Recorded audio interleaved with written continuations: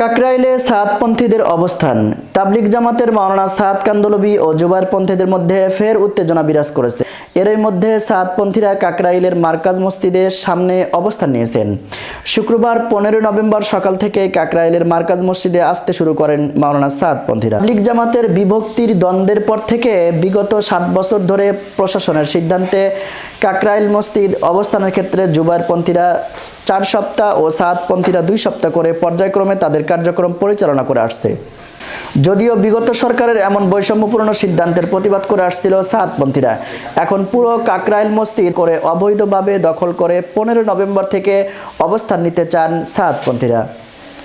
বুধবার 13 নভেম্বর জাতীয় প্রেস ক্লাবের সংবাদ সম্মেলনে এসব কথা বলেন তাদের অনুসারীরা। তারা আরও জানান, অপরদিকে কাকরাইল মসজিদের একটি অংশে এমনিতে জুবায়েরপন্থীরা সারা বছর মাদ্রাসার নামে আলাদা অবস্থান নিয়ে থাকেন, কিন্তু হেফাজতপন্থী আলেমদের সাম্প্রতিক ঘোষণার প্রেক্ষাপটে জুবায়েরপন্থীরা সরকারি সিদ্ধান্ত অমান্য করে কাকরাইল মসজিদ স্থায়ীভাবে দখল নেওয়ার ঘোষণা দেওয়াকে এটা রক্তক্ষয়ী সংঘাতের দিকে ঠেলে দেওয়ার আশঙ্কা করেছেন তারা।